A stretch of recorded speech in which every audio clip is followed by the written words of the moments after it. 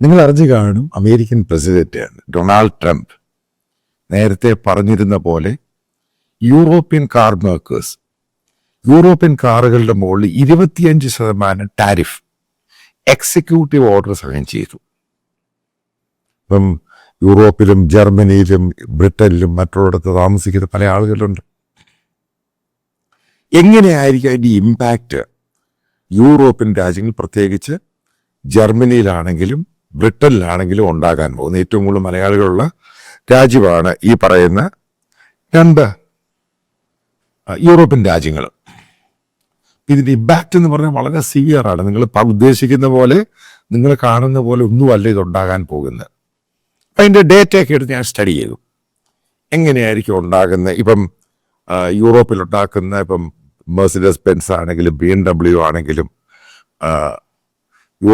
ബ്രിട്ടനിൽ ഉണ്ടാക്കുന്ന കാറുകൾ അമേരിക്കയിലോട്ട് കയറ്റി വിട്ട് കഴിഞ്ഞാൽ ഇപ്പോഴത് വിൽക്കുന്ന റേറ്റ്, ഇപ്പം 2 വേരിയൻ്റ് എടുക്കുവാണ്. BMW-ൻ്റെ 2 വേരിയൻ്റ് എടുക്കുന്നു. അപ്പം അതിൻ്റെ അകത്ത് മിഡിൽ വേരിയൻ്റ് ഉണ്ട്, അതിൻ്റെ SUV വേരിയൻ്റ് എടുക്കുക. നിങ്ങൾ ആ കാണുമ്പോൾ അതിൻ്റെ ചിത്രം കാണുമ്പോൾ മനസ്സിലാകും. ഇപ്പോൾ ഏകദേശം $40,000-45,000 വിൽക്കുന്ന കാർ ഈ 25% ടാരിഫ് വന്നു കഴിയുമ്പോൾ അതിൻ്റെ വില എന്ന് പറയുന്നത് പെട്ടെന്ന് $85,000 അങ്ങ് കൂടുക. ഇരട്ടിക്ക് മുകളിൽ. അതേപോലെ തന്നെ അമേരിക്കയിൽ ഇതേ വേരിയന്റ്, ഇതേ കംഫോർട്ട് സോണിൽ പോകുന്ന കാറുകൾ, ഇതേപോലെ ഒരു മിഡിൽ വേരിയന്റും പിന്നെ ഒരു SUV വേരിയന്റും, അവിടെ ഇപ്പം ഈ ടാരിഫ് അമേരിക്കയിൽ ഉണ്ടാക്കുമ്പോൾ അത് വിൽക്കുന്നത് ഇതിൻ്റെ പകുതി വിലയ്ക്ക് $35,000 $30,000. നിങ്ങൾ മനസ്സിലാക്കുക, ഇതാണ് ഇവിടുത്തെ പ്രധാനപ്പെട്ട ഇഷ്യൂ. പിന്നെ എങ്ങനെ യൂറോപ്യൻ കമ്പനികളുടെ കാർ അമേരിക്കയിൽ ആൾ വാങ്ങും? അമേരിക്കയാണ് യൂറോപ്യൻ കമ്പനികളുടെ ലോകത്തിലെ കാറിൻ്റെ ഏറ്റവും വലിയ മാർക്കറ്റ് എന്ന് പറയുന്നത്. അപ്പം അങ്ങനെ പോയി കഴിയുമ്പോൾ ആരായിരിക്കും അവിടെ അമേരിക്കക്കാരൻ്റെ ഈ കാർ വാങ്ങും? European car. ഇതാണ് ആദ്യം മനസ്സിലാക്കേണ്ട പോയിന്റ്. നിങ്ങൾക്ക് മനസ്സിലായി കാണും, ഈ 25% ടാരിഫ് വരുമ്പോൾ യൂറോപ്യൻ കാറിൽ നിന്ന് അമേരിക്ക വാങ്ങുന്നതിൻ്റെ ഇരട്ടിയുടെ മുകളിലോട്ട് അതിൻ്റെ പ്രൈസ് എന്ന് മാറി. അതേ സെയിം കാർ അമേരിക്കൻ കമ്പനികൾ ഉണ്ടാക്കുമ്പോൾ അതിൻ്റെ പകുതി വിലയ്ക്ക് കിട്ടുന്നു. കാരണം അമേരിക്കൻ കാറുകളെ വാങ്ങത്തുള്ളൂ, പിന്നെ യൂറോപ്യൻ കാറുകൾ വാങ്ങത്തില്ല. നോർമലായി ഇതിനകത്ത് റോക്കറ്റ് സയൻസ് ഒന്നുമില്ല. ഈ മറ്റൊരു സംഭവം, ഇതെങ്ങനെയാണ് ഈ യൂറോപ്യൻ രാജ്യങ്ങൾ, പ്രത്യേകിച്ച് ജർമ്മനിയിലും ബ്രിട്ടനിലും ഇമ്പാക്റ്റ് ഉണ്ടാക്കാൻ പോകുന്നത്? അതാണ് ഇതിൻ്റെ അകത്ത് പ്രധാനപ്പെട്ട പോയിന്റ്. ഇതുമായിട്ട് അസോസിയേറ്റ് ചെയ്യുന്ന അവിടെ താമസിക്കുന്ന മലയാളികളുണ്ട്, ജോലി ചെയ്യുന്ന മലയാളികളുണ്ട്, ബിസിനസ്സുകാരുണ്ട്. ഞാൻ ഈ പറയുന്ന ഡയറക്റ്റ് എംപ്ലോയ്മെന്റ്, ഇൻഡയറക്റ്റ് എംപ്ലോയ്മെന്റ് അതിൻ്റെ 20% കൂടും. ഇപ്പം ഡയറക്റ്റ് എംപ്ലോയ്മെന്റ്, അതായത് ഏകദേശം ഡയറക്റ്റായിട്ട് ബ്രിട്ടനിൽ, അതായത് യൂറോപ്യൻ രാജ്യങ്ങളിൽ ഇതുമായിട്ട് ബന്ധപ്പെട്ട് 7,80,000 പേരുടെ ജോലി പോകും. കട്ട് ത്രോട്ട് ജോലി അങ്ങ് പോകും. കാരണം ഇത് കാർ പിന്നെ ആരും വാങ്ങത്തില്ല, പിന്നെ ഇതെല്ലാം ലേ ഓഫ് ചെയ്യേണ്ടി വരും. കാരണം ആൾക്കാർ മാൻ പവർ കുറയ്ക്കില്ല. ഇപ്പം 7,80,000 പേര് പെട്ടെന്ന് ആൾക്കാരുടെ ജോലി പോവുക. അപ്പോൾ ടോട്ടൽ യൂറോപ്പിൽ ഓട്ടോമൊബൈൽസുമായിട്ട് ബന്ധപ്പെട്ട എത്ര പേര് എൻഗേജ്ഡാണ്, ജോലി ചെയ്യുന്നു? ഇതാണ് അടുത്ത കണക്ക്. ഏകദേശം 13,70,000 പേരാണ് യൂറോപ്പിൽ ഓട്ടോമൊബൈൽസുമായിട്ട് ബന്ധപ്പെട്ട ഡയറക്റ്റ് എംപ്ലോയ്മെന്റ്. ഇൻഡയറക്റ്റ് ആയിട്ട് 20% കൂട്ടിക്കും. ഇപ്പം എങ്ങനെ വന്നു കഴിഞ്ഞാൽ 18 ലക്ഷത്തിന് മുകളിൽ പോകും. അപ്പം ഈ 13 ലക്ഷത്തിൽ 7,80,000 പേരുടെ ജോലി പോകുമ്പോൾ ഈ രാജ്യങ്ങൾ എക്കണോമിക് റിസഷനിലോട്ട് പോവുക. സിമ്പിളായി. ഇത് കൂടുതൽ സയൻസ് ഒന്നും ചതയേണ്ട കാര്യമൊന്നുമില്ല. അപ്പം അടുത്ത് നമുക്ക് നോക്കാം, UK എത്ര പേരുടെ ജോലി പോകും? ഡയറക്റ്റായിട്ട് 1 ലക്ഷം പേരുടെ ജോലി പോകും. 1 ലക്ഷം പേരുടെ ജോലി കട്ട് ഓഫ് ചെയ്തു പോകും. ജർമ്മനിയാണ് ഏറ്റവും വലിയ ഓട്ടോമൊബൈൽ മാനുഫാക്ചേഴ്സ്. ജർമ്മൻ കാറുകൾ നിങ്ങൾ കേട്ട് കാണും. അവിടെ കറക്റ്റായിട്ട് 2.25 ലക്ഷം പേരുടെ ജോലി പോകും. ഇതാണ് സിമ്പിളായിട്ട് മനസ്സിലാക്കുക. അപ്പോൾ നമുക്ക് ടോട്ടൽ വാല്യൂ കണക്കെടുക്കാം.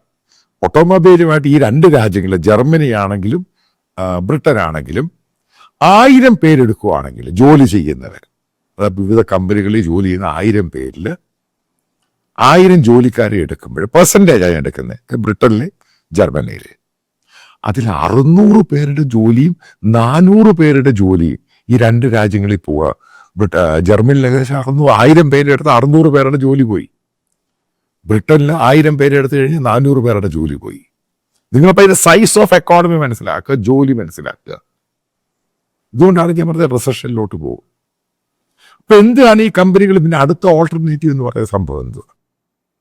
ഈ കമ്പനികൾ പിന്നെ അമേരിക്കയിൽ പോയി മാനുഫാക്ചർ ചെയ്യണം. കാരണം അല്ലെങ്കിൽ ഈ ടാക്സ് വരത്തില്ല, 25% ടാക്സ് വരത്തില്ല. ഇവർ അമേരിക്കയിൽ പോയി മാനുഫാക്ചർ ചെയ്ത് ആ കാർ അവിടെ വിൽക്കുക. കാരണം അമേരിക്കയാണ് ഏറ്റവും വലിയ മാർക്കറ്റ്. ഈ 25% അവർക്ക് ബാധകമാവില്ല. ഈ ജോലി അമേരിക്കയിലുള്ളവർക്ക്, അമേരിക്കൻസിന് കിട്ടും. ഇതാണ് ട്രംപിന്റെ ഈ നടപടി എന്ന് പറയുക. കാരണം അമേരിക്ക ശക്തമായിട്ട് മുന്നോട്ട് എക്കോണമിയിൽ വരിക. ഈ പത്രങ്ങൾ എഴുതുന്ന പോലൊന്നും അല്ല ഇത്. കാരണം അമേരിക്കയുടെ സ്ട്രോങ് ആക്കാൻ തന്നെ തീരുമാനിച്ചു. ഈ കാറുകളൊക്കെ ലേ ഓഫ് ആയി കഴിഞ്ഞാൽ നിങ്ങൾ ആലോചിച്ച് നോക്കുക, ഈ കമ്പനികളുടെയൊക്കെ വെടി തീർന്നു പോകും. അവൻ പിന്നെ ഒറ്റ വഴിയേ ഉള്ളൂ, ഇത് അമേരിക്ക കൊണ്ടുപോവുക, മറ്റുള്ള ഇവിടെ ഉണ്ടാക്കുന്ന കാറുകൾ യൂറോപ്പിലും മറ്റുള്ള രാജ്യങ്ങളിലും കൊടുക്കുക.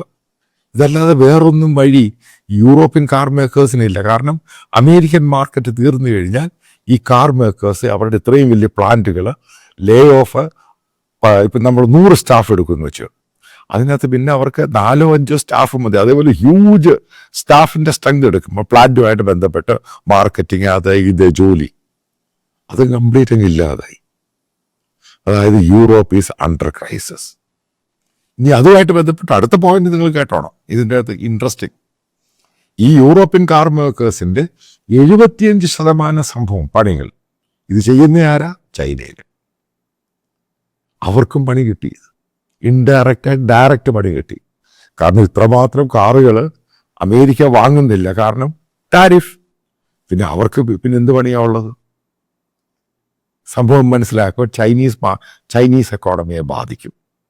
അവിടെ ഇതുമായിട്ട് ബന്ധപ്പെട്ട പ്ലാന്റുകൾ ഇട്ടിട്ടുണ്ട്. ഇപ്പോൾ മെർസിഡസ് ബെൻസിന്റെ ആണെങ്കിലും BMW ആണെങ്കിലും ബ്രിട്ടീഷ് കാർ മേക്കേഴ്സിന്റെ പല കാറുകളുണ്ട്. അപ്പൊ അതിന്റെ 70% സാധനങ്ങൾ ചൈനയിലാണ് ഉണ്ടാക്കുന്നത്. അപ്പൊ അതിന്റെ പണിയങ്ങില്ല, കാരണം സാധനങ്ങൾ വിൽക്കുന്നില്ല, പിന്നെ ആരിത് വാങ്ങും? അവിടെയും ചൈനയിൽ ലേ ഓഫ് ഉണ്ടാകും. ഇത് ഭയങ്കര മാസ്റ്റർ സ്ട്രോക്കാണ് ട്രംപിന്റെ. ഇതോടുകൂടി അമേരിക്കൻ കാർ മേക്കേഴ്സ് നമ്പർ 1 ആവും. അവരെ പിന്നെ തോപ്പിക്കുക. കാരണം ഏറ്റവും കൂടുതൽ കാറിന്റെ മാർക്കറ്റ് അമേരിക്കയിൽ ഓരോ കുടുംബത്തിന് 2 കാർ വെച്ചോട്ടെ മിനിമം. അത് വീണ്ടും അമേരിക്കൻ കാർ കമ്പനികൾ ഡോമിനേറ്റ് ചെയ്യും. പിന്നെ ഒറ്റ വഴിയേ ഉള്ളൂ ഇവർക്ക്, ഈ കമ്പനികൾ അമേരിക്കയെ കൊണ്ട് ഷിഫ്റ്റ് ചെയ്യുക, അവിടെ മാനുഫാക്ചർ ചെയ്ത് കൊടുക്കുക. അപ്പോഴതിൻ്റെ ഔട്ട്സോഴ്സ് എന്ന് പറയുന്ന സംഭവം അമേരിക്ക പറയും അത് ഇന്ത്യയിലോട്ട് പോകാൻ. ഇവിടെ കിട്ടിയ സംഭവം ചൈനയിൽ പറ്റത്തില്ല, ഇന്ത്യ പോകാൻ പറയും. Got it what I set. ഇതാണ് അതിൻ്റെ തന്ത്രം. ഇതിൽ മനസ്സിലാക്കേണ്ട യൂറോപ്പിലും അതായത് ജർമ്മനിയിലാണെങ്കിലും ബ്രിട്ടനിലാണെങ്കിലും അവിടെ ജീവിക്കുന്ന മലയാളി നിങ്ങളിപ്പോൾ ഡയറക്റ്റ് അല്ലെങ്കിൽ ഇൻഡയറക്റ്റ് ആയിട്ട് ഞാൻ ഈ പറയുന്ന ഡേറ്റ, അത് 1000 പേരിൽ ജർമ്മനിയിൽ 1000 പേരിൽ 600 പേരുടെ ജോലി പോകാൻ ജോബ് ചെയ്യുന്നവരുടെ. അപ്പം ഓരോ മലയാളിയും കണക്റ്റഡ് ആണ്. അതായത് വളരെയധികം ആൻറ്റിസിപ്പേറ്റ് ചെയ്തുള്ള ക്രൈസിസ് വരാൻ പോവുകയാണ്. കാരണം ഈ 2 രാജ്യങ്ങളുടെ എക്കോണമി ഈ പറയുന്ന പോലെ ഗ്രോ ചെയ്യാൻ സാധിച്ചിട്ടില്ല, സ്റ്റാഗ്നേറ്റഡ് ആണ് പല രീതിയിൽ. പിന്നെ എനർജിയുടെ ക്രൈസിസ്, കാരണം ഉക്രൈൻ റഷ്യ വാർ, ഇതെല്ലാം കൂടെ കാൽക്കുലേറ്റ് ചെയ്ത് നോക്കുമ്പോഴും ഇന്നലെ റേച്ചൽ റീവ്സ് നടത്തിയ ബ്രിട്ടീഷ് എക്കോണമിയുടെ ബജറ്റും ഇതെല്ലാം കൂടെ നമ്മൾ ക്ലബ് ചെയ്ത് നോക്കണം. അതായത് ബ്രിട്ടൻ ആണെങ്കിലും ജർമ്മനി ആണെങ്കിലും യൂറോപ്യൻ രാജ്യങ്ങൾക്ക് ഈ അമേരിക്കൻ ടാരിഫ് സഹിക്കാൻ പറ്റത്തില്ല, വെട്ടി തീർന്നു പോകും. അതിൻ്റെ സൊല്യൂഷൻ അവരുണ്ടാക്കിയില്ല എങ്കിൽ ഇത്രയും പേരുടെ ഏകദേശം 7,80,000 പേർ ഒറ്റയടിക്കാൻ ജോലി പോകുന്നത്. ഞാനീ പറയുന്നത് വളരെ ദൂരെയുള്ള കാര്യം, വരാൻ പോകുന്ന സമയത്താണ്, വളരെ സൂൺ, വെരി സൂൺ. ഇപ്പൊ പെട്ടെന്ന് ജോലി പോയി കഴിയുമ്പോൾ ക്രൈസിസ് ഉണ്ടാവും. പിന്നെ ഇവരെ എവിടെ അക്കോമഡേറ്റ് ചെയ്യും? അതായത് യൂറോയുടെ തന്നെ വാല്യൂ പറയും, ഡിവാല്യുവേഷൻ ഉണ്ടാവും.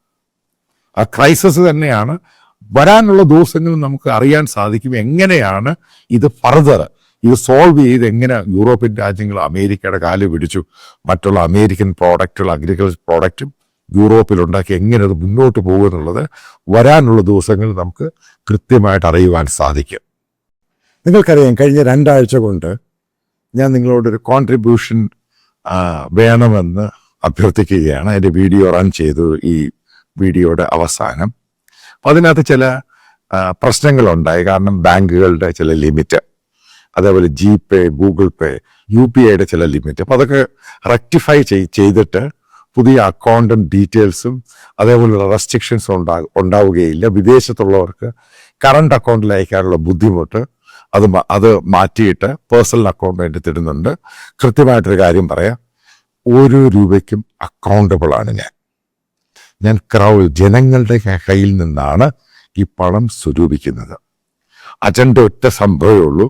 കേരളത്തിൽ ഇന്ന് നടന്നുകൊണ്ടിരിക്കുന്ന മീഡിയ സംസ്കാരം, അതായത് ഒരു പ്രത്യേക വിഭാഗത്തിന് വേണ്ടി മത തീവ്രവാദ വിഭാഗക്കാർക്ക് വേണ്ടി ഇവിടുത്തെ ചാനലുകളും മീഡിയയും അവർ ഗെയിം കളിക്കുകയാണ്. നമ്മൾ മനോരമയുടെ കേസെടുത്ത് നോക്കുക, എന്താണ് ഇത് സംഭവിച്ചത്? മനോരമയിൽ നിന്നും ഒരിക്കലും എക്സ്പെക്ട് ചെയ്യാത്ത രീതിയിലാണ് സംഭവം ഉണ്ടായത്.